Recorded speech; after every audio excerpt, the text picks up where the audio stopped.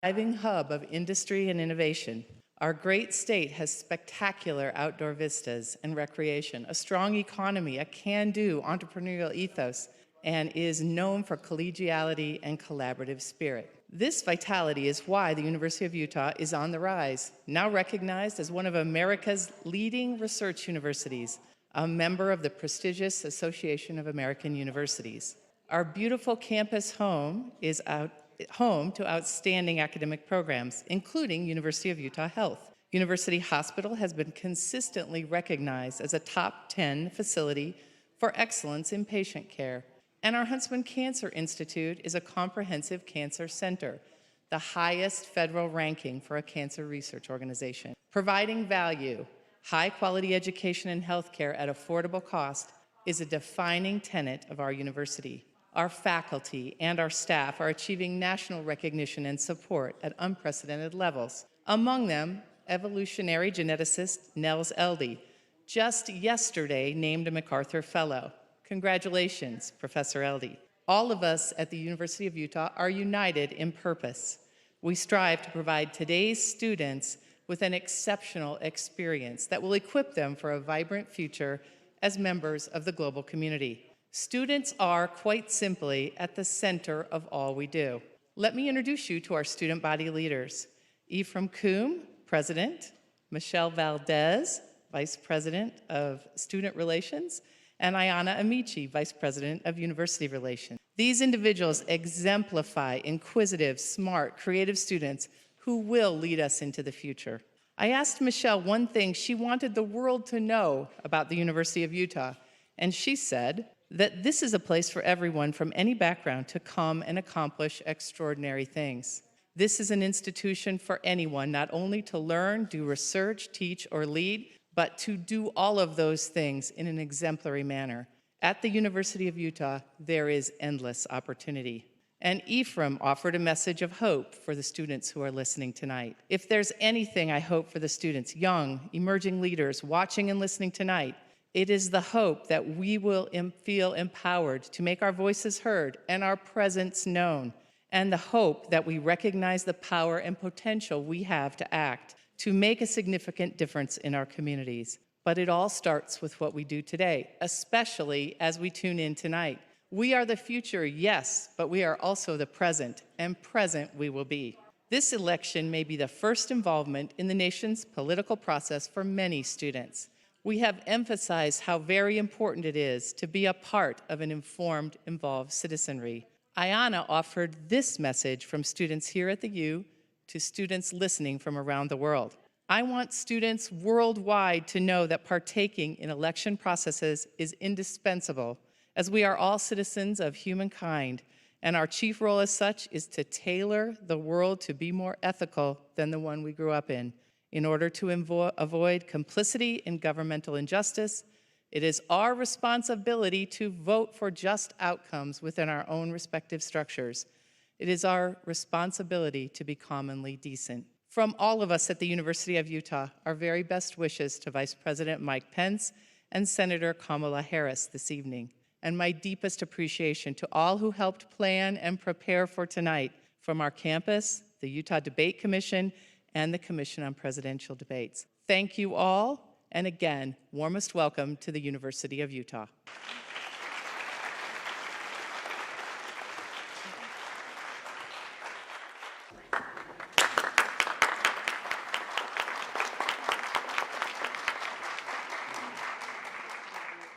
Please welcome the first print journalist to be the solo moderator of one of the general election debates, Washington Bureau Chief of USA Today, Susan Page. Go get him, honey. Hey, welcome, and congratulations. You have scored the most exclusive tickets in the United States. Hamilton has nothing on the Commission on Presidential Debates when it comes to exclusive tickets. I want to offer a special welcome to Vice President Pence's family, I think is there, and to Senator Kamala Harris's family on this side, and most especially to my bosses who are seated right up there, and I'm very glad that they came and joined us. My bosses from USA Today and from Gannett. We're glad that you're here, but this debate is not about you. and it's not about me. It's about the millions of Americans who are going to be watching it. And that's why I'm going to ask you for your help. I'm going to ask you for your silence. I'm going to ask you during the debate not to cheer or to boo or to hiss or to laugh, because that is distracting for the people we are really staging this debate to reach. There will be 2 times when you can applaud. That will be when I announce the 2 candidates on the stage. They'll come on the stage simultaneously. That'll be a time to applaud. And then applaud again at the very end of the debate. But if you could keep, restrain your enthusiasm between those 2 times, appreciated. And if you could send me a little good karma, that would also be appreciated, but quietly. I'm going now to sit down and get settled and turn my back to you, but not in a rude way. And I'll see you on the other side. Thanks again for being here.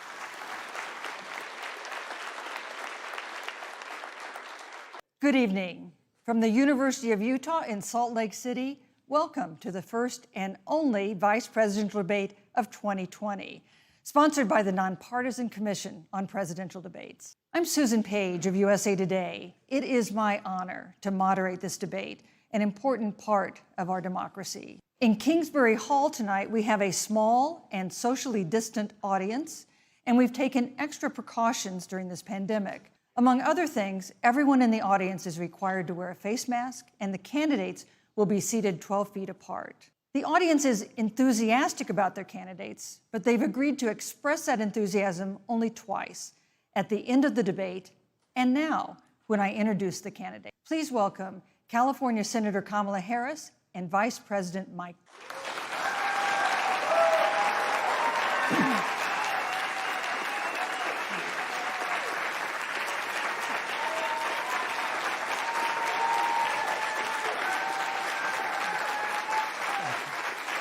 Thank you.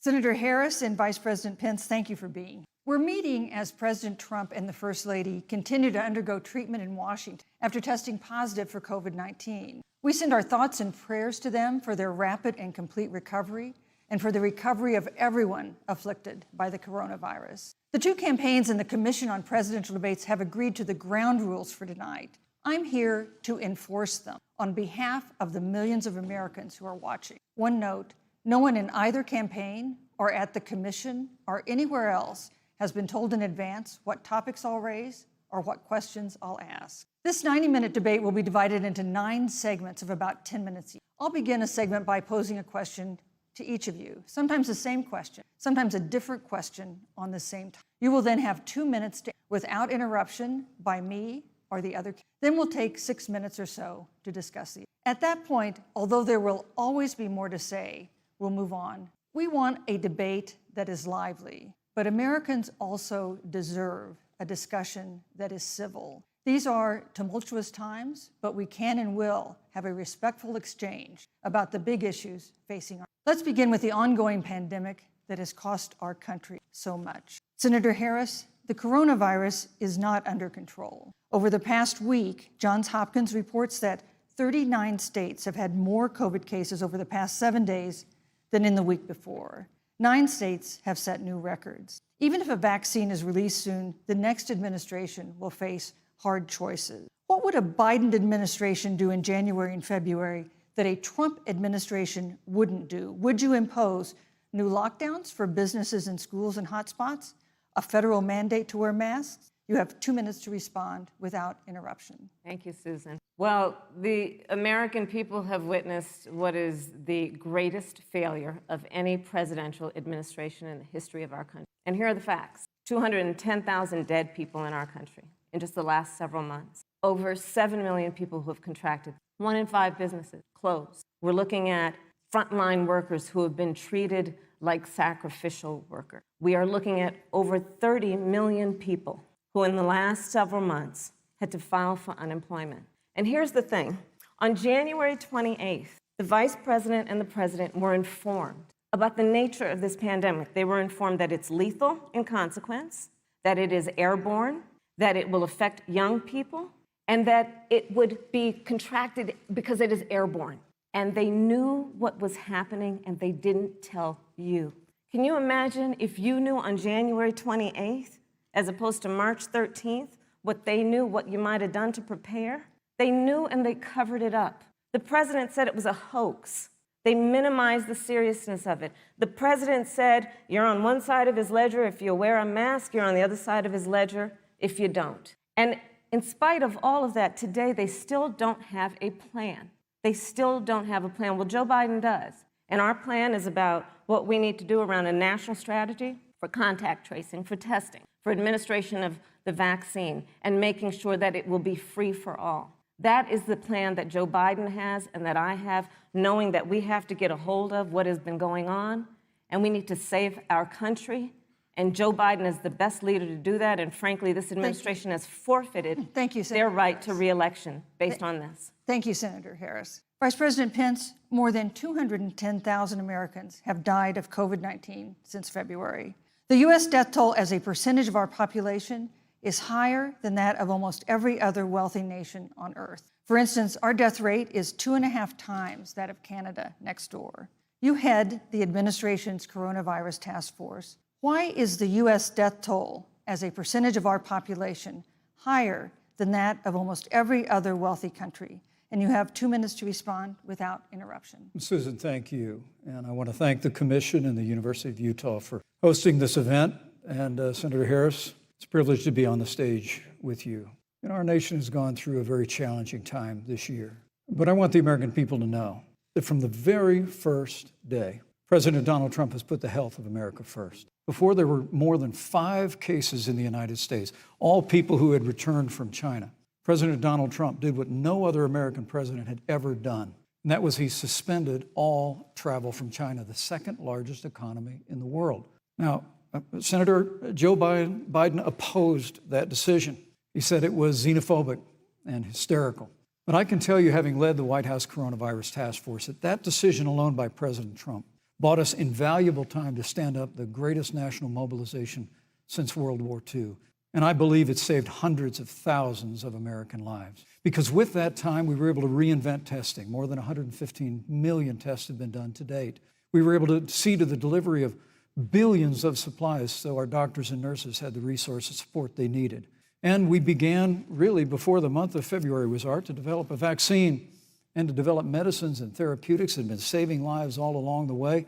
And under President Trump's leadership, Operation Warp Speed, we believe we'll have literally tens of millions of doses of a vaccine before the end of this year. The reality is, when you look at the Biden plan, it reads an awful lot like what President Trump and I and our task force have been doing every step of the way. I mean, quite frankly, when I look at their plan that talks about advancing testing, creating new PPE, developing a vaccine, it looks a little bit like plagiarism, which is something Joe Biden knows a little bit about. And I think the American people know that this is a president who has put the health of America first, and the American people, I believe with my heart, can be proud of the sacrifices they have made. It's saved countless American lives. Senator Harris, would you like to respond? Absolutely. Whatever the vice president is claiming the administration has done, clearly it hasn't worked. When you're looking at over 210,000 dead bodies in our country, American lives that have been lost, families that are grieving that loss. And you know, the vice president is the head of the task force and knew on January 28th how serious this was. And then thanks to Bob Woodward, we learned that they knew about it. And then when that was exposed, the vice president said, when asked, well, why didn't y'all tell anybody? He said, because the president wanted people to remain calm. Well, let's get no, but Susan, this is important. Susan, I want to add, but Mr. Vice President, I'm speaking. I'm speaking. Yeah, you can have 15 more seconds, and then we'll give the Vice President a chance to respond. So I want to ask the American people, how calm were you when you were panicked about where you're going to get your next roll of toilet paper? How calm were you when your kids were sent home from school and you didn't know when they could go back? How calm were you when your children couldn't see your parents because you were afraid they could kill them? Let's give Vice President Pence a chance to respond. Vice President Pence, you have 1 minute to respond. You know, there's not a day gone by that I haven't thought of every American family that's lost a loved one. And I want all of you to know that you'll always be in our hearts and in our prayers. But when you say what the American people have done over these last 8 months hasn't worked, that's a great disservice to the sacrifices the American people have made. The reality, if I may finish, Senator, the reality is Dr. Fauci said, everything that he told the president in the Oval Office, the president told the American people. Now, President Trump, I will tell you, has boundless confidence in the American people, and he always spoke with confidence that we'd get through this together.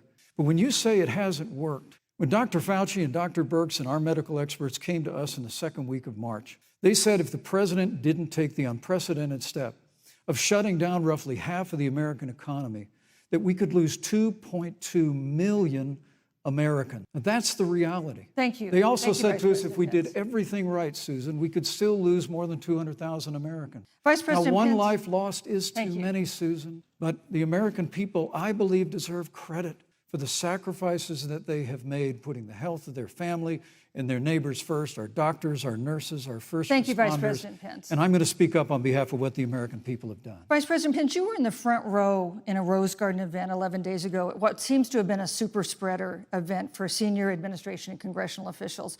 No social distancing, few masks, and now a cluster of coronavirus cases among those who were there. How can you expect Americans to follow the administration's safety guidelines to protect themselves from COVID when you at the White House have not been? Well, the American people have demonstrated over the last 8 months that when given the facts, they're willing to put the health of their families and their neighbors and people they don't even know first. President Trump and I have great confidence in the American people and their ability to take that information and put it into practice. In the height of the epidemic, when we were losing a heartbreaking number of 2,500 Americans a day, we surged resources to New Jersey and New York and New Orleans and Detroit. We told the American people what needed to be done, and the American people made the sacrifices. When the outbreak in the Sun Belt happened this summer, again, Americans stepped forward. But the reality is the work of the President of the United States goes on. A vacancy on the Supreme Court of the United States has come upon us, and the President introduced Judge Amy Coney Yes, Barrett. thank you. Thank you, Vice But President at Pence. that, if I may say, that Rose Garden event, there's been a great deal of speculation about it. My wife Karen and I were there and honored to be there. Many of the people who were at that event, Susan, actually were tested Yes. for coronavirus, and it was an outdoor event, which all of our scientists regularly and routinely advise. The difference here is President Trump and I trust the American people to make choices in the best interest of their health. Joe Biden and Kamala Harris consistently talk about mandates, and not just mandates with the coronavirus, but a government takeover of health care, Thank you, the Vice Green New President Pence. Deal, all government control. We're about freedom and respecting the freedom of the American people. Let's talk about respecting the American people. You respect the American people when you tell them the truth. You respect the American people when you have the courage Which we've to be a always leader done. speaking of those things that you may not want people to hear, but they need to hear so they can protect themselves. But this administration stood on information that if you had as a parent, if you had as a worker, knowing you didn't have enough money saved up, and now you're standing in a food line because of the ineptitude of an administration that was unwilling to speak the truth to the American people. So let's talk about caring about the American people. The American people have had to sacrifice far too much because of the incompetence of this administration. It is asking too much of the people. Susan, we talked No, about Vice It is President asking Pence. too much of the people. Let- That they would not be equipped with the information they need to help themselves to protect Susan, their the parents President- and No, their I'm children. sorry. Kamala Harris, Senator Harris, I'm sorry. It's fine, I'm Kamala. No, you're Senator Harris to me. For life to get back to normal, Dr. Anthony Fauci and other experts say that most of the people who can be vaccinated need to be vaccinated. But half of Americans now say they wouldn't take a vaccine if it was released now.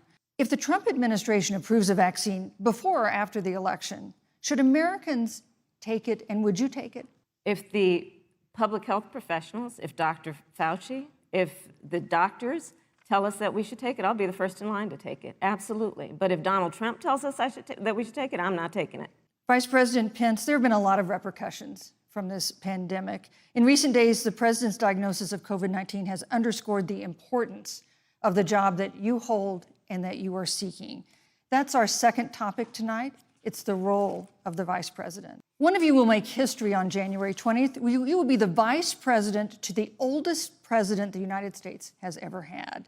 Donald Trump will be 74 years old on Inauguration Day. Joe Biden will be 78 years old.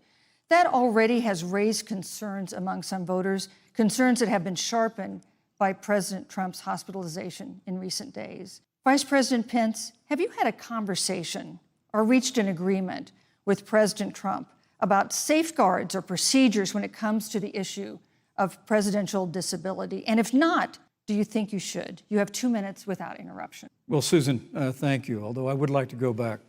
I think we need to move on well, to the thank issue you, of but I would like to vice go back presidents. because the reality is that we're going to have a vaccine, Senator, in record time, in unheard of time, in less than a year. We have 5 companies in phase 3 clinical trials, and we're right now producing tens of millions of doses. So the fact that you continue to undermine public confidence in a vaccine, if the vaccine emerges during the Trump administration, I think is unconscionable. And Senator, I just ask you, stop playing politics with people's lives. The reality is that we will have a vaccine, we believe, before the end of this year, and it will have the capacity to save countless American lives, and your continuous undermining of confidence in a vaccine is it's just unacceptable. And let me also say, the reality is when you talk about failure in this administration, we actually do know what failure looks like in a pandemic. It was 2009. The swine flu arrived in the United States. Thankfully, it ended up not being as lethal as the coronavirus. But before the end of the year, when Joe Biden was vice president of the United States, not 7.5 million people contracted the swine flu, 60 million Americans contracted the swine flu. If the swine flu had been as lethal as the coronavirus, in 2009, when Joe Biden was vice president, we would have lost 2 million American lives. His own chief of staff, Ron Klain, would say last year that it was pure luck that they did, quote, everything possible wrong. And we learned from that. They left the strategic national stockpile empty. They left an empty and hollow plan, but we still learned from it. And I think the American people, I'm going to say again, can be proud Vice President Pence, I'm sorry, of what we have done. And Senator, please stop undermining confidence in a vaccine. Senator Harris, let me ask you the same question that I asked Vice President Pence, which is, have you had a conversation or reached an agreement with Vice President Biden about safeguards or procedures when it comes to the issue of presidential disability? And if not, and if you win the election next month, do you think you should? You have 2 minutes uninterrupted. So let me tell you, first of all, the day I got the call from Joe Biden, it was actually a Zoom call, asking me to serve with him on this ticket was probably one of the most memorable days of my life. I thought about my mother, who came to the United States at the age of 19, gave birth to me at the age of 25 at Kaiser Hospital in Oakland, California. And the thought that I'd be sitting here right now, I know would make her proud, and she must be looking down on that. Joe and I were raised in a very similar way. We were raised with values that are about hard work, about the value and the dignity of public service, and about the importance of fighting for the dignity of all people. And I think Joe asked me to serve with him because, I have a career that included being elected the first woman district attorney of San Francisco, where I created models of innovation for law enforcement in terms of reform of the criminal justice system. I was elected the first woman of color and black woman to be elected Attorney General of the state of California, where I ran the second largest Department of Justice in the United States, second only to the United States Department of Justice. And there I took on everything from transnational criminal organizations to the big banks that were taking advantage of homeowners to for-profit colleges that were taking advantage of veterans. And then, of course, now I serve in the United States Senate as only the second black woman ever elected to the United States Senate. I serve on the Senate Intelligence Committee, where I've been in regular receipt of classified information about threats to our nation and hotspots around the world. I've traveled the world. I've met with our soldiers in war zones.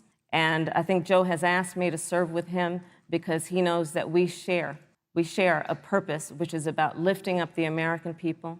And after the 4 years that we have seen of Donald Trump unifying our country around our common values and principles. Thank you, Senator Harris. Neither President Trump nor Vice President Biden has released a sort of detailed health information that had become the modern norm until the 2016 election. And in recent days, President Trump's doctors have given misleading answers or refused to answer basic questions about his health. And my question to each of you in turn is this information voters deserve to know? Vice President Pence, would you like to go? Well, Susan, thank you. And let me say on behalf of the President and the First Lady how moved we've all been by the outpouring of prayers and concern for the President. And I do believe it's emblematic of the prayers and the concern that have ushered forth for every American impacted by the coronavirus. But the care the president received at Walter Reed Hospital, the White House doctors, was exceptional. And the transparency that they practiced all along the way will continue. The American people have a right to know about the health and well-being of their president, and will continue to do that. But I'm just extremely grateful and was more than a little moved by the broad and bipartisan support. And Senator, I want to thank you and Joe Biden for your expressions of genuine concern. And I also want to congratulate you, as I did on that phone call, on the historic nature of your nomination. Thank you. I never expected to be on this stage 4 years ago, so I know the feeling. But the reality is we've got an election before the American people in the midst of this challenging year. And the stakes have never been higher, but I think the choice has never been clearer. I want to give Senator Harris a chance to respond to the same question I asked, which is, do voters have a right to know more detailed health information about presidential candidates and especially about presidents, especially when they're facing some... Absolutely, and that's why Joe Biden has been so incredibly transparent, and certainly by contrast, the president has not, both in terms of health records, but also let's look at taxes. We now know, because of great investigative journalism, that Donald Trump paid $750 in taxes. When I first heard about it, I literally said, "You mean $750,000? And it was like, no, $750. We now know Donald Trump owes and is in debt for $400 million. And just so everyone is clear, when we say in debt, it means you owe money to somebody. And it'd be really good to know who the President of the United States, the Commander-in-Chief, owes money to, because the American people have a right to know what is influencing the president's decisions. And is he making those decisions on the best interest of the American people, of you, or self-interest? So, Susan, I'm glad you asked about transparency, because it has to be across the board. Joe has been incredibly transparent over many, many years. The one thing we all know about Joe, he puts it all out there. He is honest, he is forthright. But Donald Trump, on the other hand, has been about covering up everything. Thank you, Senator Harris. I want to give you a chance to respond, Vice President. Well, look, I respect the fact that Joe Biden spent 47 years in public life. I respect your public service as well. But the American people have a president who's a businessman, he's a job creator, who's paid tens of millions of dollars in taxes, payroll taxes, property taxes. He's created tens of thousands of American jobs. And the president said those public reports are not accurate. And the president's also released literally stacks of financial disclosures the American people can review just as the law allows. But the distinction here is that Joe Biden, 47 years in public service, compared to President Donald Trump, who brought all of that experience 4 years ago. Thank you, Vice and President. turned this economy around by cutting taxes, rolling back regulation, unleashing American energy, fighting for free and fair trade. And all of that's on the line if Joe Biden and Kamala Harris. You know, that's a good segue into our third topic, which is about the economy. This has been another aspect of life for Americans that's been so affected by this coronavirus. We have a jobs crisis brewing. On Friday, we learned that the unemployment rate had declined to 7.9% in September, but the job growth had stalled, and that was before the latest round of layoffs and furloughs in the airline industry at Disney and elsewhere. Hundreds of thousands of discouraged workers have stopped looking for work. Nearly 11 million jobs that existed at the beginning of the year haven't been replaced. Those hardest hit include Latinos, Blacks, and women. Senator Harris, the Biden-Harris campaign has proposed new programs to boost the economy, and you would pay for that new spending by raising $4 trillion in taxes on wealthy individuals and corporations. Some economists warn that could curb entrepreneurial ventures that fuel growth and create jobs. Would raising taxes put the recovery at risk? And you have 2 minutes to answer uninterrupted. Thank you. On the issue of the economy, I think there couldn't be a more fundamental difference between Donald Trump and Joe Biden.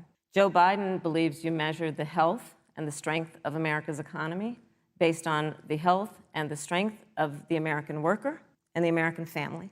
On the other hand, you have Donald Trump, who measures the strength of the economy based on how rich people are doing, which is why he passed a tax bill benefiting the top 1% and the biggest corporations of America, leading to a $2 trillion deficit that the American people are going to have to pay for. On day one, Joe Biden will repeal that tax bill. He'll get rid of it. And what he'll do with the money is invest it in the American people. And through a plan that is about investing in infrastructure, something that Donald Trump said he would do. I remember hearing about some infrastructure week. I don't think it ever happened. But Joe Biden will do that. He'll invest in infrastructure. It's about upgrading our roads and bridges, but also investing in clean energy and renewable energy. Joe is going to invest that money in what we need to do around innovation. There was a time when our country believed in science and invested in research and development so that we were an innovation leader on the globe. Joe Biden will use that money to invest in education. So, for example, for folks who want to go to a 2-year community college, it will be free. If you come from a family that makes less than $125,000, you'll go to a public university for free. And across the board, we'll make sure that if you have student loan debt, it's cut by $10,000. That's how Joe Biden thinks about the economy, which is it's about investing in the people of our country as opposed to passing a tax bill, which had the benefit of letting American corporations go offshore to do their business. Thank you, You're Senator welcome. Harris. Vice President Pence, your administration has been predicting a rapid and robust recovery, but the latest economic report suggests that's not happening. Should Americans be braced for an economic comeback that is going to take not months, but a year or more? You have 2 minutes to answer uninterrupted. When President Trump and I took office, America had gone through the slowest economic recovery since the Great Depression. Because when Joe Biden was vice president, they tried to tax and spend and regulate and bail our way back to a growing economy. President Trump cut taxes across the board. Despite what Senator Harris says, the average American family of 4 had $2,000 in savings in taxes. And with the rise in wages that occurred, most predominantly for blue-collar, hardworking Americans, the average household income for a family of 4 increased by $4,000 following President Trump's tax cuts. But America, you just heard Senator Harris tell you, on day one, Joe Biden's going to raise your taxes. It's really remarkable to think, Susan. I mean, right after a time where we're going through a pandemic that lost 22 million jobs, we've already added back 11.6 million jobs because we had a president who cut taxes, rolled back regulation, unleashed American energy, fought for free and fair trade, and secured $4 trillion from the Congress of the United States to give direct payments to families, saved 50 million jobs through the Paycheck Protection Program. We literally have spared no expense to help the American people and the American worker through this. Joe Biden and Kamala Harris want to raise taxes. They want to bury our economy under a $2 trillion Green New Deal, which you were one of the original co-sponsors of in the United States Senate. They want to abolish fossil fuels and ban fracking, which would cost hundreds of thousands of American jobs all across the heartland. And Joe Biden wants to go back to the economic surrender to China, that when we took office, half of our international trade deficit was with China alone. And Joe Biden wants to repeal all of the tariffs that President Trump put into effect to fight for American jobs and American workers. Joe Biden says democracy's on the ballot. Make no mistake about it, Susan. The American economy, the American comeback is on the ballot. With 4 more years of growth and opportunity, 4 more years of President Donald Trump, 2021 is going to be the biggest economic year in the history of this country. Thank you, Vice President Pence. Senator Harris? Well, I mean, I thought we saw enough of it in last week's debate, but I think this is supposed to be a debate based on fact and truth. And the truth and the fact is, Joe Biden has been very clear. He will not raise taxes on anybody who makes less than $400,000 a year. He said he's going to repeal the Trump tax cuts. Mr. Vice President, I'm speaking. Well, wait. I'm speaking. It'd be important if you said the truth. Joe Biden said twice in the debate last week that he's going to repeal the Trump tax cuts. That was tax cuts that gave the average working family $2,000 in a tax break every single year. Senator, that is absolutely not true. That is he only going to repeal part of the Trump tax cuts? If you don't mind letting me finish, we can then have a conversation, okay? Please. Okay. Joe Biden will not raise taxes on anyone who makes less than $400,000 a year. He has been very clear about that. Joe Biden will not end fracking. He has been very clear about that. Joe Biden is the one who, during the Great Recession, was responsible for the Recovery Act that brought America back. And now the Trump-Pence administration wants to take credit when they rode the coattails of Joe Biden's success for the economy that they had at the beginning of their term. Of course, now the economy is a complete disaster. But Joe Biden, on the one hand, did that. On the other hand, you have Donald Trump, who has reigned over a recession that is being compared to the Great Depression. On the one hand, you have Joe Biden, who was responsible with President Barack Obama for the Affordable Care Act, which brought health care to over 20 million Americans and protected people with pre-existing conditions. And what it also did is it saved those families who otherwise were going bankrupt because of hospital bills they could not afford. On the other hand, you have Donald Trump, who's in court right now, trying to get rid of the Affordable Care Act, which means that you will lose protections if you have pre-existing conditions. And this is very important, Susan. Yes, and it's but we need to give Vice President. I'd just like to, he interrupted me, and I'd like to just finish, please. If you have a pre-existing condition, heart disease, diabetes, breast cancer, they're coming for you. If you love someone who has a pre-existing condition, they're coming for you. If you are under the age of 26 on your parents' coverage, they're coming for you. Senator Harris, thank you. You're welcome. Let me give you a chance to respond. Well, I hope we have a chance to talk about health care because Obamacare was a disaster. The American people remember it well. And President Trump and I have a plan to improve health care and to protect pre-existing conditions for every American. But look, Senator Harris, you're entitled to your own opinion, but you're not entitled to your own facts. You yourself said on multiple occasions when you were running for president that you would ban fracking. Joe Biden looked at a supporter in the eye and pointed and said, I guarantee that we will abolish fossil fuels. They have a $2 trillion version of the Green New Deal, Susan, that your newspaper, USA Today, said really wasn't that very different from the original Green New Deal. More taxes, more regulation, banning fracking, abolishing fossil fuel, crushing American energy, and economic surrender to China is a prescription for economic decline. President Trump and I will keep America growing. The V-shaped recovery that's underway right now will continue with 4 more years of President Donald Trump in the White House. Thank you very, very much, Vice President Pence. Once again, you've provided the perfect segue to a new topic, which is climate change. And Vice President Pence, I'd like to pose the first question to you. This year, we've seen record-setting hurricanes in the South. Another one, Hurricane Delta, is now threatening the Gulf. And we have seen record-setting wildfires in the West. Do you believe, as the scientific community has concluded, that man-made climate change has made wildfires bigger, hotter, and more deadly, and have made hurricanes wetter, slower, and more damaging? You have 2 minutes uninterrupted. Thank you, Susan. Well, first, I'm very proud of our record on the environment and on conservation. According to all of the best estimates, our air and land are cleaner than any time ever recorded. And our water is among the cleanest in the world.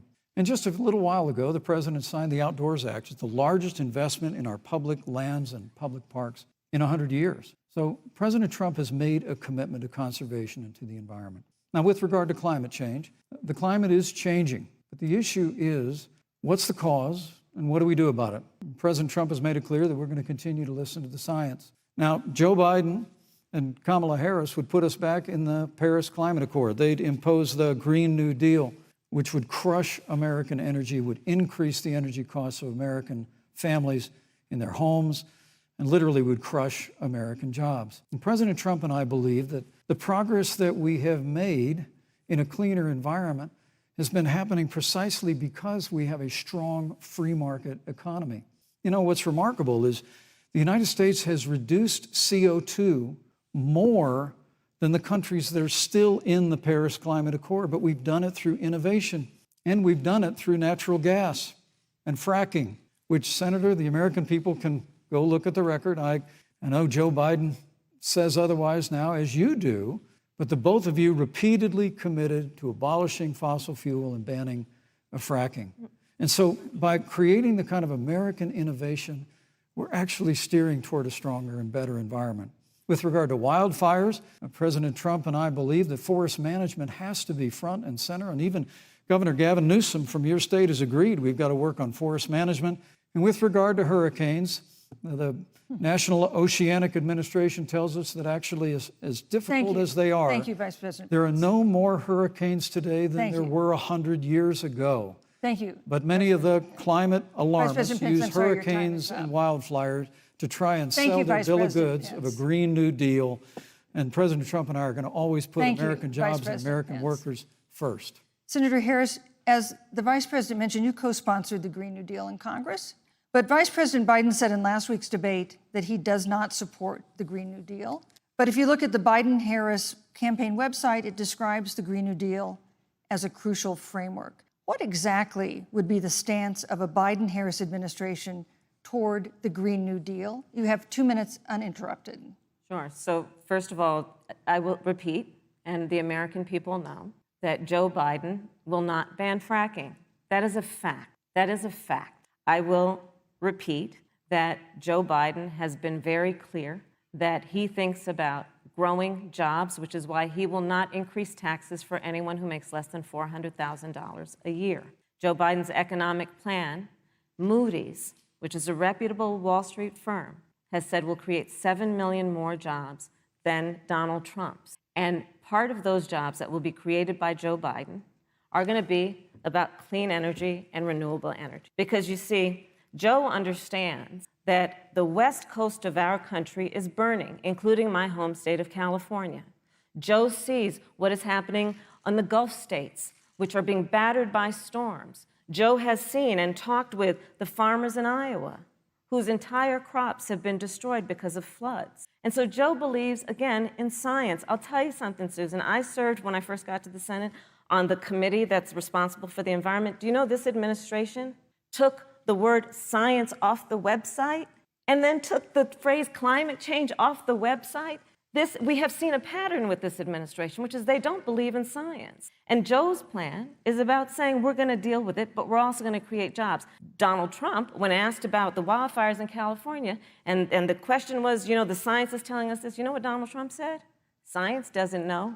So let's talk about who is prepared to lead our country over the course of the next 4 years on what is an existential threat to us as human beings. Joe is about saying we're going to invest that in renewable energy. It's going to be about the creation of millions of jobs.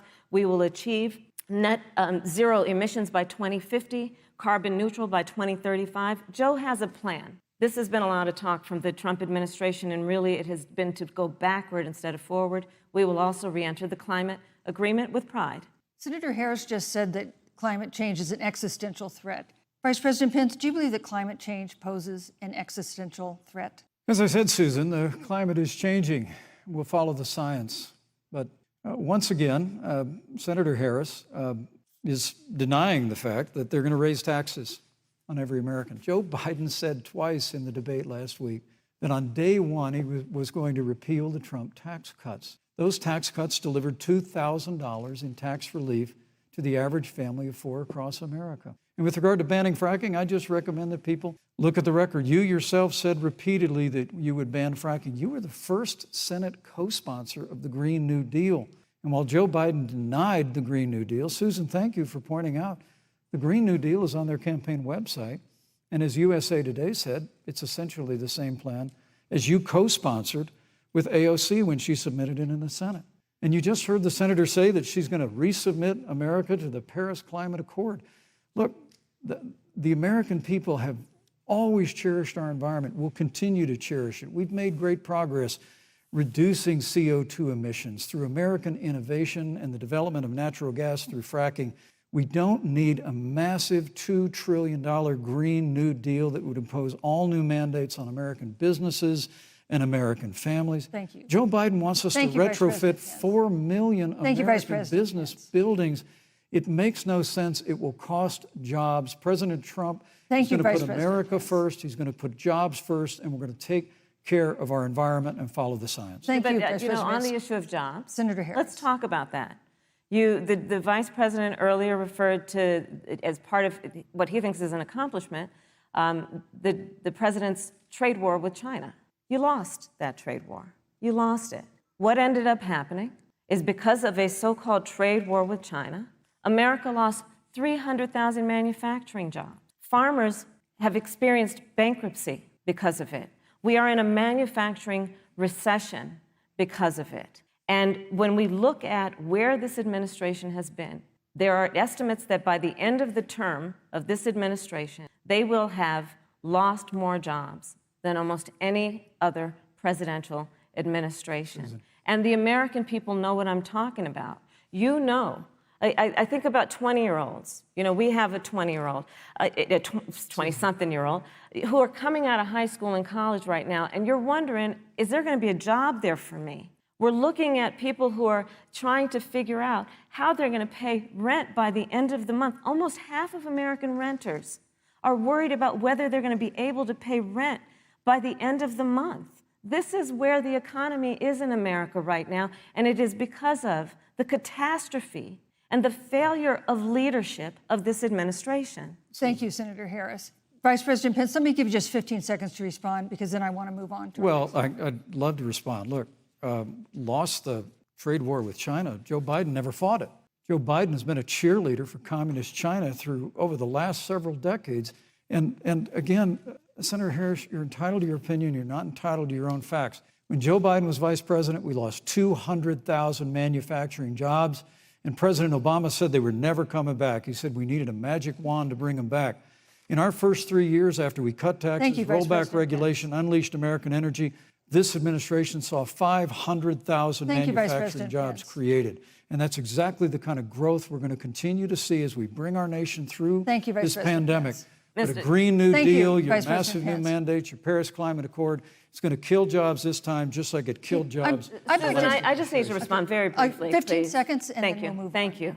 Joe Biden is responsible for saving America's auto industry, and you voted against it. So let's set the record straight. Thank you. I'd like to talk about China. We have, as our next topic, we have no more complicated or consequential foreign relationship than the one with China. It is a huge market for American agricultural goods. It's a potential partner in dealing with climate change in North Korea. And in a video tonight, President Trump again blamed it for the coronavirus, saying China will pay. Vice President Pence, how would you describe our fundamental relationship with China? Competitors, adversaries, enemies? You have 2 minutes. Thank you, Susan. Well, before I leave that, let me speak to voting records if I can. You know, everybody knows that NAFTA cost literally thousands of American factories to close. We saw automotive jobs go south of the border. President Trump fought to renegotiate NAFTA. And the United States-Mexico-Canada agreement is now the law of the land. American people deserve to know Senator Kamala Harris was one of only 10 members of the Senate to vote against the USMCA. It was a huge win for American auto workers. It was a huge win for American farmers, especially dairy in the upper Midwest. But Senator, you said it didn't go far enough on climate change, that you put your radical environmental agenda ahead of American auto workers and ahead of American jobs. The American people deserve to know that. Is probably why Newsweek magazine said that Kamala Harris was the most liberal member of the United States Senate in 2019, more liberal than Bernie Sanders, more liberal than any of the others in the United States Senate. So now with regard to China, look, Susan, first and foremost, China is to blame for the coronavirus. And President Trump is not happy about it. He's made that very clear, made it clear again today. China and the World Health Organization did not play straight with the American people. They did not let our personnel into China to get information on the coronavirus until the middle of February. Fortunately, President Trump, in dealing with China from the outset of this administration, standing up to China that had been taking advantage of America for decades in the wake of Joe Biden's cheerleading for China, President Trump made that decision before the end of January to suspend all travel from China. And again, the American people deserve to know Joe Biden opposed President Trump's decision to suspend all travel from China. He said it was hysterical. He said it was xenophobic. Thank you, Vice President Pence. But President Trump has stood up to China. We're going to continue to stand strong. Thank you, Vice President Pence. We want to improve the relationship, but we're going to level the playing field, and we're going to hold China accountable for what they did to America, the coronavirus. Thank you. Senator Harris, let me ask you the same question that I asked the Vice President. How would you describe our fundamental relationship with China? Are we competitors, adversaries, enemies? You'll have 2 minutes uninterrupted. Susan, the Trump administration's perspective and approach to China has resulted in the loss of American lives, American jobs, and America's standing.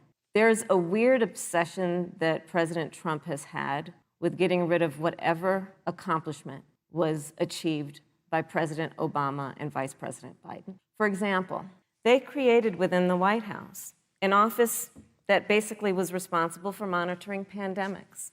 They got rid of it. True. There was a team of disease experts that President Obama and Vice President Biden dispatched to China to monitor what is now predictable and what might happen. They pulled them out. We now are looking at 210,000 Americans who have lost their lives. Let's look at the job situation. We mentioned before the trade deal, the trade war, they wanted to call it, with China. It resulted in the loss of over 300 manufacturing jobs and a manufacturing recession, and the American consumer paying thousands of dollars more for goods because of that failed war that they called it. Then let's talk about standing. Pew, a reputable research firm, has done an analysis that shows that leaders of all of our formerly allied countries have now decided that they hold in greater esteem and respect Xi Jinping, the head of the Chinese Communist Party, than they do Donald Trump, the President of the United States, the Commander-in-Chief of the United States. This is where we are today because of a failure of leadership by this administration. Senator Harris, we've seen changes in the role of the United States in terms of global leadership over the past 4 years. And of course, times do change. What's your definition? We've seen strains with China, of course, as the Vice President mentioned. We've seen strains with our traditional allies in NATO and elsewhere.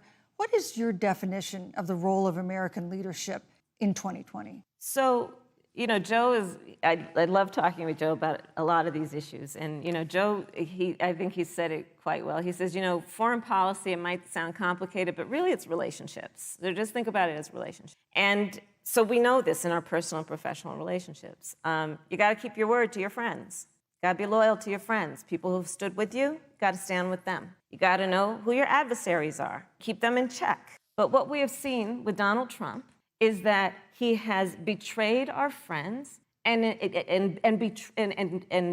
embraced dictators around the world. Let's take, for example, Russia. So I serve on the Intelligence Committee of the United States Senate. America's intelligence community told us Russia interfered in the election of the President of the United States in 2016 and is playing in 2020. Christopher Wray, the director of the FBI, said the same. But Donald Trump, the Commander-in-Chief of the United States of America, prefers to take the word of Vladimir Putin over the word of the American intelligence community. You look at our friends at NATO. He has walked away from agreements. You can look at the Iran nuclear deal, which now has put us in a position where we are less safe because they are building up what might end up being a significant nuclear arsenal. We were in that deal, guys. We were in the Iran nuclear deal with friends, with allies around the country. And because of Donald Trump's unilateral approach to foreign policy, coupled with his isolationism, he pulled us out and has made America less safe. So, Susan, it's about relationship. And the thing that has always been part of the strength of our nation, in addition to our great military, has been that we keep our word. But Donald Trump doesn't understand that because he doesn't understand what it means to be honest. Thank you, Senator Harris. Vice President Pence, let me give you a chance to respond. Well, thank you.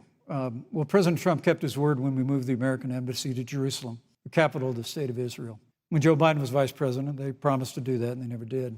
We've stood strong with our allies, but we've been demanding. NATO is now contributing more to our common defense than ever before, thanks to President Trump's leadership. We've strengthened our alliances across the Asia-Pacific, and we've stood strong against those who would do us harm. When President Trump came into office, ISIS had captured an area of the Middle East the size of Pennsylvania. But President Trump unleashed the American military, and our armed forces destroyed the ISIS caliphate and took down their leader, al-Baghdadi, without one American casualty. Al-Baghdadi was responsible for the death of thousands. But notably, America's hearts today are with the family of Kayla Mueller, her parents of which are here with us tonight in Salt Lake City. Today, 2 of the ISIS killers responsible for Kayla Mueller's murder were brought to justice in the United States. Jihadi John was killed on the battlefield along with the other beetle. The reality is that when Joe Biden was vice president, we had an opportunity to save Kayla Mueller. It breaks my heart to reflect on it, but the military came into the Oval Office, presented a plan. They said they knew where Kayla was. Baghdadi had held her for 18 months, abused her mercilessly before they killed her. But when Joe Biden was vice president, they hesitated for a month. And when armed forces finally went in, it was clear she'd been moved 2 days earlier. And her family says with a heart that broke the heart of every American, that if President Donald Trump had been president, they believe Kayla would be alive today. Thank you, Vice Look, we President. destroyed the ISIS caliphate. And you talk about re-entering the Iran nuclear deal. I mean, the last administration transferred $1.8 billion to the leading state sponsor Thank you, Vice of President terrorism. Pence. President Donald Trump got us out of the deal. Thank you, Vice President Pence. And when Qasem Soleimani was traveling to Baghdad Thank you, to do Vice President harm Pence. to Americans, President Donald Trump took Thank you, him Vice out. President Pence. And America is safer, our allies are safer, and the American people know President Donald Trump will never Thank you, hesitate Vice President to take Pence. action. I would like to give Senator Harris a chance to respond, but not at such great length, because of course there are other topics we want to talk about. But I would like equal time. Yes. Thank you. Please go ahead. First of all, to the Mueller family, I know about your daughter's case, and I'm so sorry. I'm so sorry. What happened to her is awful, and it should have never happened. And I know Joe feels the same way, and I know that President Obama feels the same. But you mentioned Soleimani. Let's start there. So after the strike on Soleimani, there was a counter strike on our troops in Iraq, and they suffered serious brain injuries. And do you know what Donald Trump dismissed them as? Headaches. And this is about a pattern of Donald Trump, where he has referred to our men who are serving in our military as suckers and losers. Donald Trump, who went to Arlington Cemetery and stood above the graves of our fallen heroes and said, what's in it for them? Because, of course, he only thinks about what's in it for him.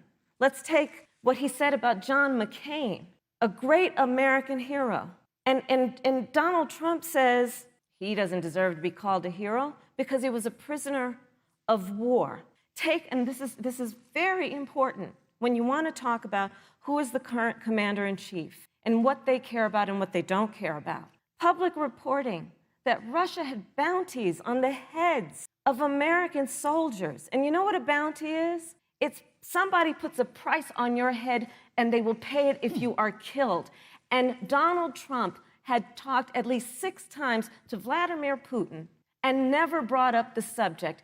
Joe Biden would never do that. Thank you. Joe Biden would, but Joe Biden would hold Russia to account for any threat to our nation's security or to our troops who are sacrificing their lives for the sake of our democracy and our safety. Thank you, Senator Harris. This is such an important issue, but we have other important issues as well. And Susan, I want to make sure we have a chance I really have to talk respond about to that. I'm- Look, she has 15 seconds because Well, I gotta we're have trying more to than keep. that. Look. Well, I'm sorry, but Vice President Look, Pence, you've had more time than she's had so far. The slanders against President Donald Trump regarding men and women of our armed forces are absurd.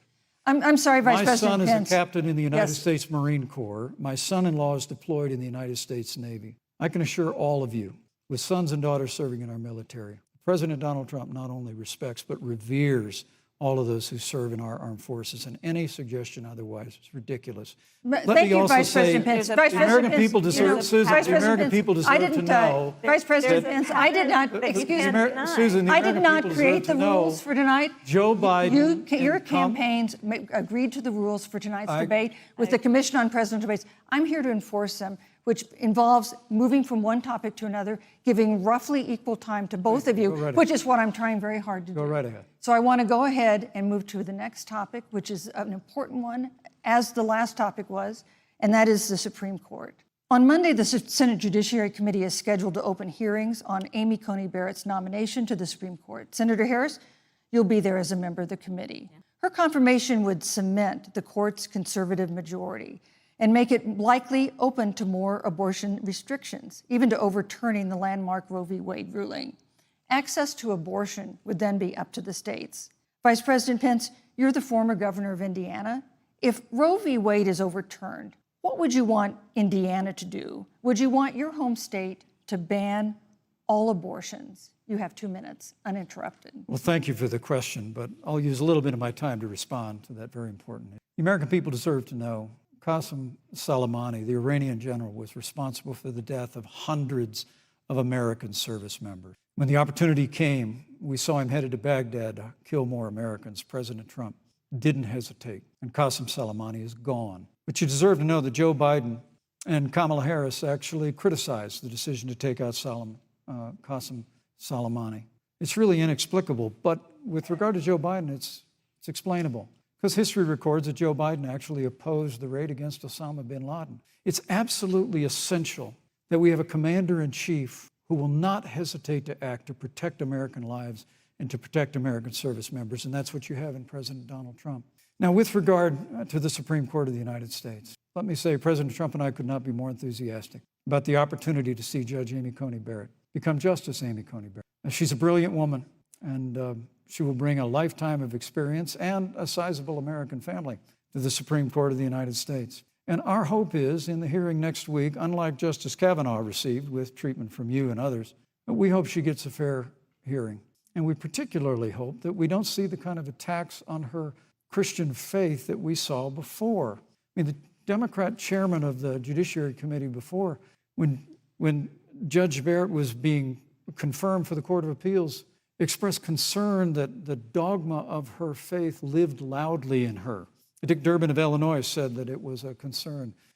Senator, I know one of our judicial nominees you actually attacked because they were a member of the Catholic Knights of Columbus, just because the Knights of Columbus holds pro-life views and pro-marriage views. Thank you, Vice President Pence. So Your my time hope is is up. that when the hearing takes place, Thank you, Vice President Pence. that Judge Amy Coney Barrett will be respected, Thank you, treated Vice President respectfully, Pence. voted and confirmed Thank to the you. Supreme Court of the United States. Senator Harris, you're the senator from and former Attorney General of California. So let me ask you a parallel question to the one I posed to the Vice President. If Roe v. Wade is overturned, what would you want California to do? Would you want your home state to enact no restrictions on access to abortion? And you have 2 minutes uninterrupted. Thank you, Susan. First of all, Joe Biden and I are both people of faith, and it's insulting to suggest that we would knock anyone for their faith. And in fact, Joe, if elected, will be only the second practicing Catholic as President of the United States. On the issue of this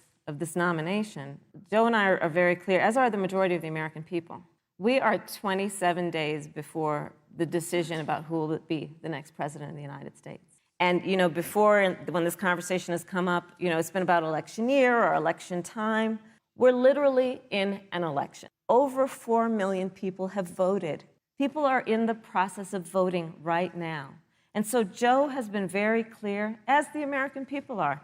Let the American people fill that seat in the White House, and then we'll fill that seat on the United States Supreme Court. And to your point, Susan, the issues before us couldn't be more serious. There's the issue of choice, and I will always fight for a woman's right to make a decision about her own body. It should be her decision and not that of Donald Trump and the Vice President, Michael Pence. But let's also look at what else is before the court. It's the Affordable Care Act.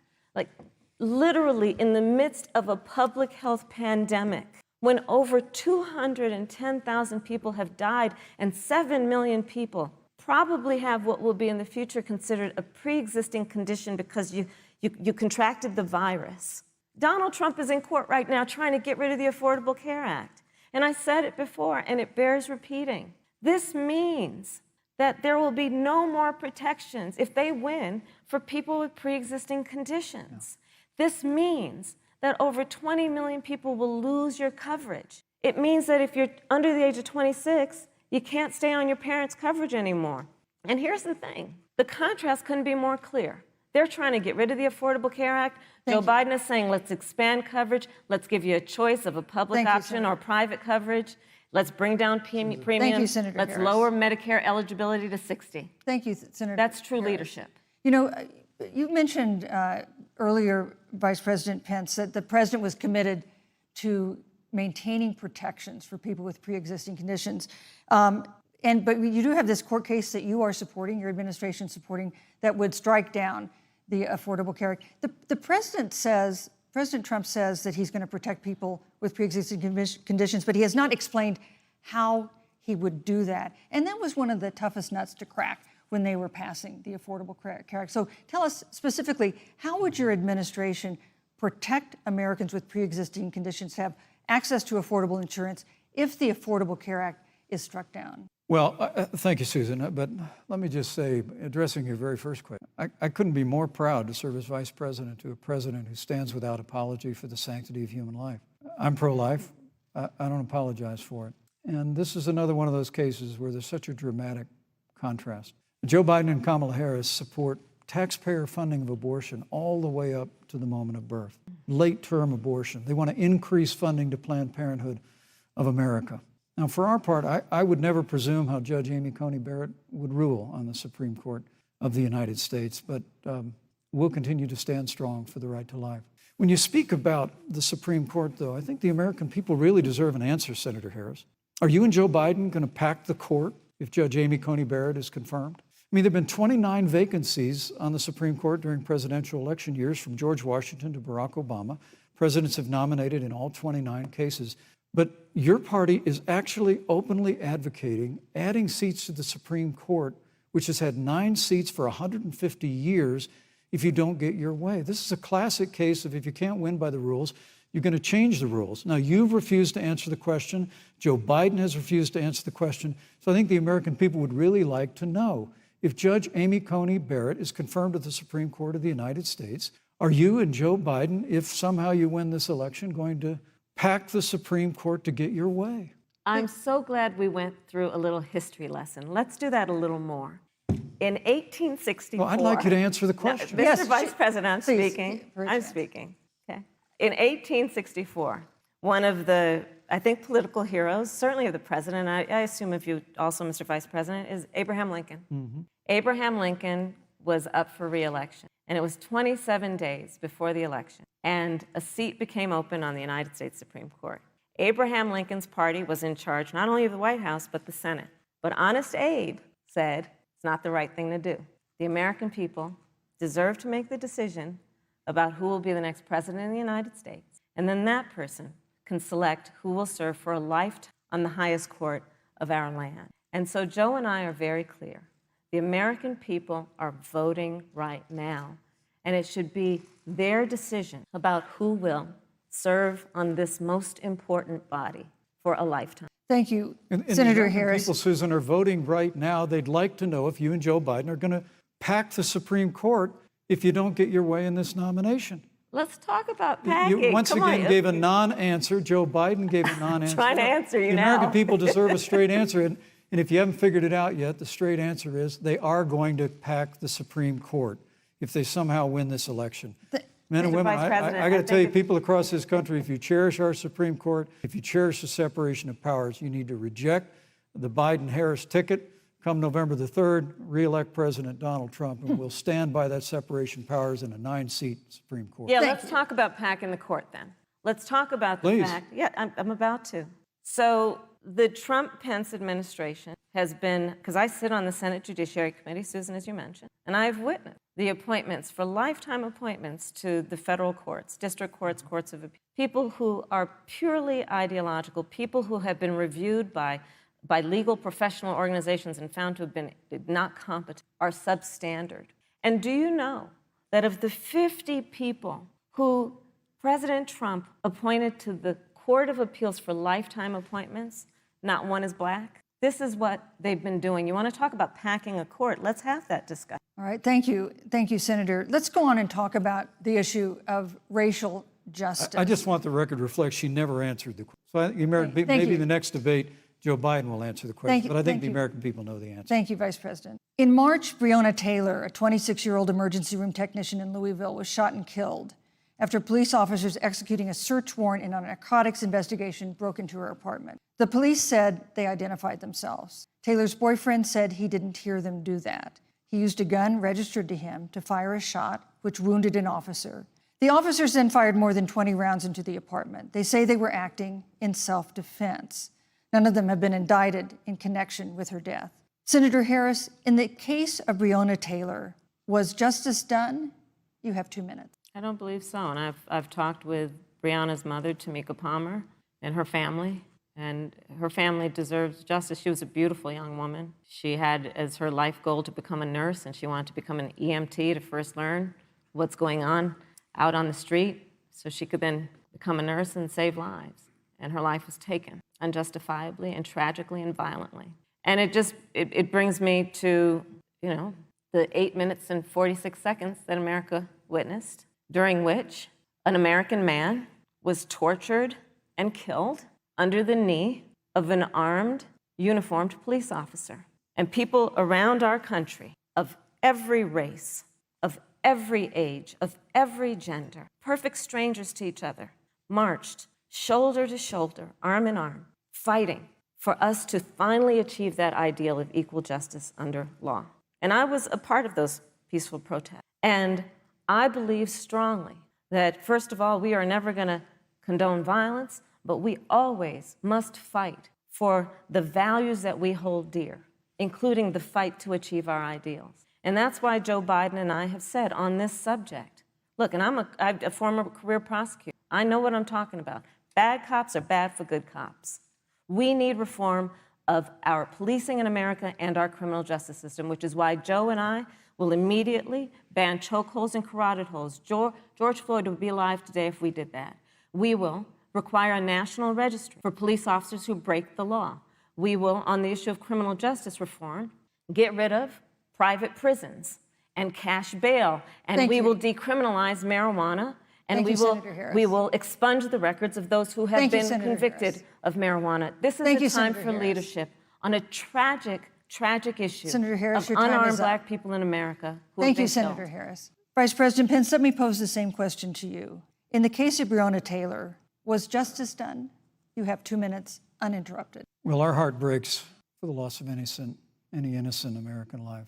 And the family of Breonna Taylor has our sympathies. But I trust our justice system, a grand jury that refused the evidence. And it really is remarkable that as a former prosecutor, you would assume that an impaneled grand jury looking at all the evidence got it wrong. But you're entitled to your opinion, Senator. I think, look, and with regard to George Floyd, there's no excuse for what happened to George Floyd. And justice will be served. But there's also no excuse for the rioting and looting that followed. I mean, it really is astonishing. Flora Westbrook is with us here tonight in Salt Lake City. Just a few weeks ago, I stood at what used to be her salon. Was burned to the ground by rioters and looters. And Flora is still trying to put her life back together. And I must tell you, this presumption that you hear consistently from Joe Biden and Kamala Harris, that America is systemically racist, and that, as Joe Biden said, that he believes that law enforcement has an implicit bias against minorities, is a great insult to the men and women who serve in law enforcement. And I want everyone to know, who puts on the uniform of law enforcement every day, that President Trump and I stand with you. And it is remarkable that when Senator Tim Scott tried to pass a police reform bill, brought together a group of Republicans and Democrats, Senator Harris, you got up and walked out of the room. And then you filibustered Senator Tim Scott's bill on the Senate floor that would have provided new accountability, new resources. Look, we don't have to choose between supporting law enforcement, improving public safety, and supporting our African American neighbors and all of our minorities. Under President Trump's leadership, we'll always stand with law enforcement, and we'll do what we've done from day one, and that is improve the lives of African Americans. Thank you, Vice President Record unemployment, record investments in education, and we'll fight for school choice for all of our minorities. Thank you, Vice President. I'd like to respond. Senator Harris. I will not sit here and be lectured by the Vice President on what it means to enforce the laws of our country. I am the only one on this stage who has personally prosecuted everything from child sexual assault to homicide. I'm the only one on this stage who has prosecuted the big banks for taking advantage of America's homeowners. I'm the only one on this stage who prosecuted for-profit colleges for taking advantage of our veterans. And the reality of this is that we are talking about an election in 27 days, where last week the President of the United States took a debate stage in front of 70 million Americans and refused to condemn white supremacists. Not true. And Not true. It wasn't like he didn't have a chance. He didn't do it, and then he doubled down. And then he said, when pressed, stand back, stand by. And this is a part of a pattern of Donald Trump's. He called Mexicans rapists and criminals. He instituted as his first act a Muslim ban. He, on the issue of Charlottesville, where people were peacefully protesting the need for racial justice, where a young woman was killed. And on the other side, there were neo-Nazis carrying tiki torches, shouting racial epithets, anti-Semitic slurs. And Donald Trump, when asked about it, said there were fine people on both sides. This is who we have as the President of the United States. And America, you deserve better.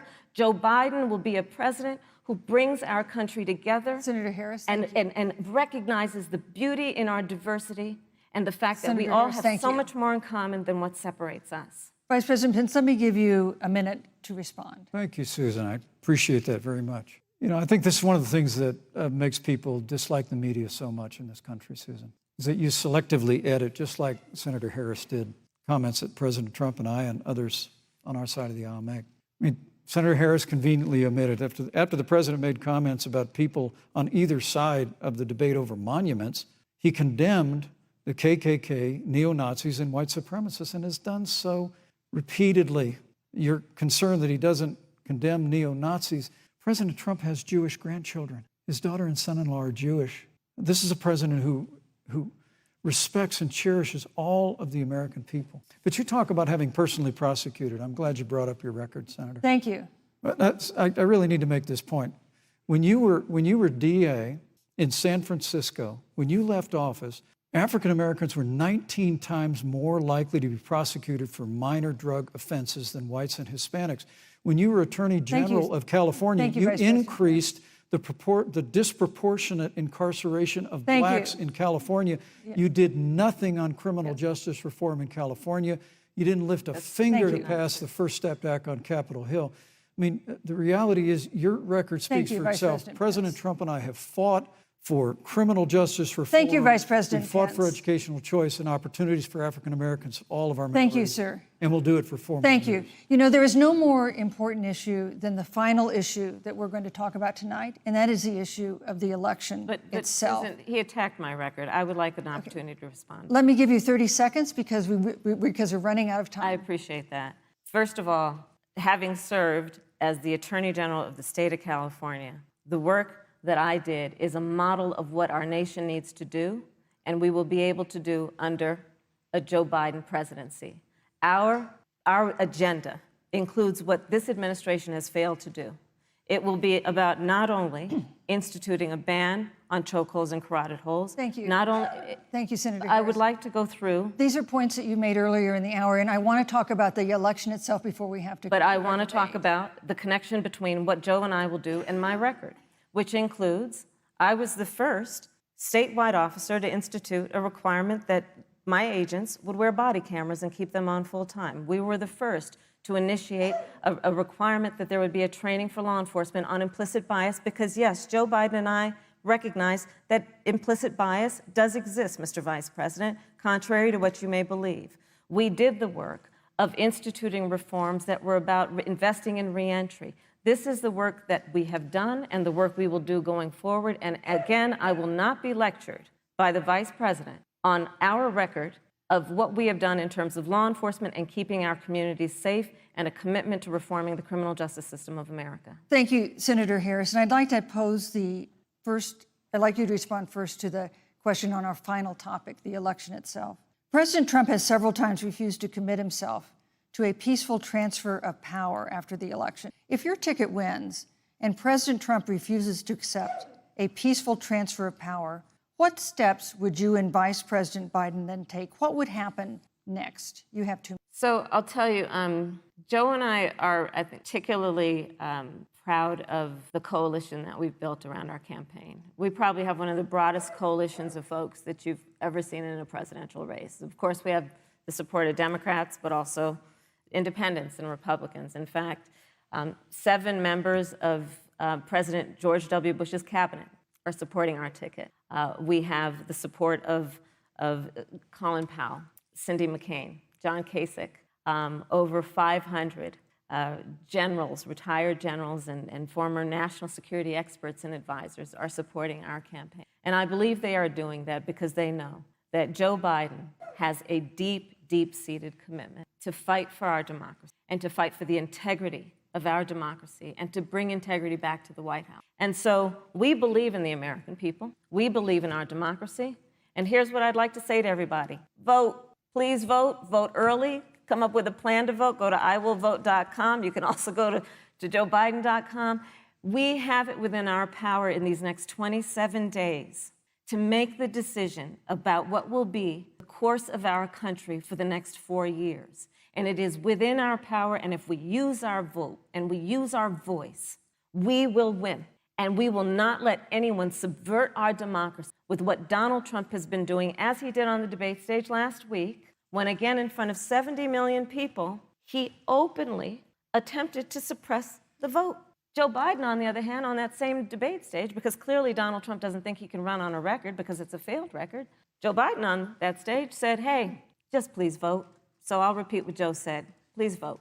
Thank you, Senator. Vice President Pence, President Trump has several times refused to commit himself to a peaceful transfer of power after the election. If Vice President Biden is declared the winner and President Trump refuses to accept a peaceful transfer of power, what would be your role and responsibility as Vice President? What would you personally do? You have two. Well, Susan, first and foremost, I think we're going to win this election because while Joe Biden and Kamala Harris rattle off a long litany of the establishment in Washington, D.C., an establishment that Joe Biden's been a part of for 47 years, President Donald Trump has launched a movement of everyday Americans from every walk of life. And I have every confidence that those same Americans that delivered that historic victory in 2016, they see this president's record where we rebuild our military, we revived our economy through tax cuts and rolling back regulation, fighting for fair trade, unleashing American energy. We appointed conservatives to our federal courts at every level. And we stood with the men and women of law enforcement every single day. And I think that movement of Americans has only grown stronger in the last 4 years.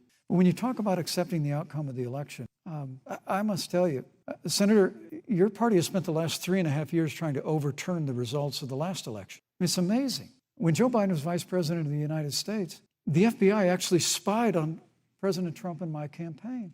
I mean, there were documents released this week that the CIA actually made a referral to the FBI documenting that those allegations were coming from the Hillary Clinton campaign. And of course, we've all seen the avalanche, what you put the country through for the better part of 3 years until it was found that there was no obstruction, no collusion, case closed. And then Senator Harris, you and your colleagues in the Congress tried to impeach the President of the United States over a phone call. And now Hillary Clinton has actually said to Joe Biden that in her words, under no circumstances should he concede the election. So let me just say, I think we're going to win this election. President Trump and I are fighting every day in courthouses to prevent Joe Biden and Kamala Harris from changing the rules and creating this universal mail-in voting that will create a massive opportunity for voter fraud. And we have a free and fair election. We know we're going to have confidence in it.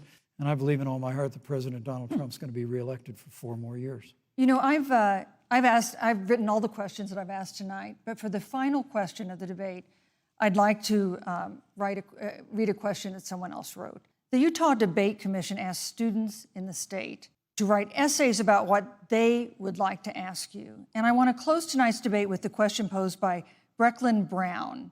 She's an 8th grader at Springville Junior High in Springville, Utah. And here's what she wrote, quote, "When I watch the news, all I see is arguing between Democrats and Republicans. When I watch the news, all I see is citizen fighting against citizen. When I watch the news, all I see are 2 candidates from opposing parties trying to tear each other down. If our leaders can't get along, how are the citizens supposed to get along?" And then she added, "Your examples could make all the difference to bring us together," end quote. So to each of you in turn, I'd like you to take 1 minute and respond to Brecklin. Vice President Pence, you have 1 minute. Brecklin, it's a wonderful question. And let me just commend you for taking an interest in public life. I started following the news when I was very young. And in America, we believe in a free and open exchange of debate. And we celebrate that. And it's how we've created literally the freest and most prosperous nation in the history of the world. I would tell you that don't assume that what you're seeing on your local news networks is synonymous with the American people. You know, I look at the relationship between Justice Ruth Bader Ginsburg, the late justice who we just lost from the Supreme Court, and the late Justice Antonin Scalia. They were on polar opposites on the Supreme Court of the United States, one very liberal, one very conservative. But what's been learned since her passing was the 2 of them and their families were the very closest of friends. I mean, here in America, we can disagree. We can debate vigorously, as Senator Harris and I have on this stage tonight.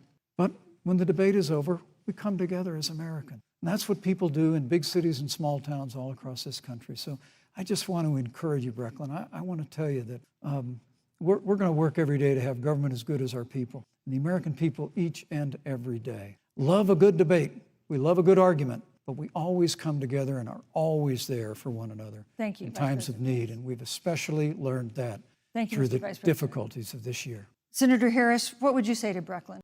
First of all, I love hearing from our young leaders. And when I hear her words, when I hear your words, Brecklin, I know our future is bright, because it is that perspective on who we are and who we should be that is a sign of leadership and is something we should all aspire to be. And that, that brings me to Joe. Joe Biden, one of the reasons that Joe decided to run for president is after Charlottesville, which we talked about earlier. It so troubled him and upset him, like it did all of us, that there was that kind of hate and division.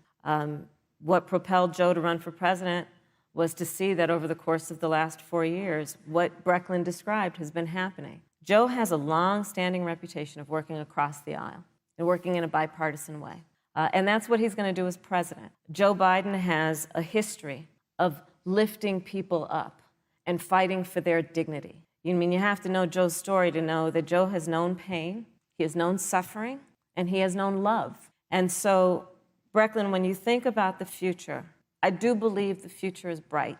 And it will be because of your leadership, and it will be because we fight for each person's voice through their vote, and we get engaged in this election because you have the ability through your work and through, eventually, your vote Thank you, to Senator determine Harris. the future of our country and what its leadership looks like. Thank you, Senator Harris. Thank you, Vice President Pence. Thank you so much for being with us tonight. We want to thank also the University of Utah for its hospitality, and most of all, our thanks to all the Americans who watched this debate tonight. Again, our best wishes for a quick recovery to President Trump, the First Lady, and everyone who is battling COVID-19. The second presidential debate is next week on October 15th, a town hall style debate in Miami. We hope you'll join us then.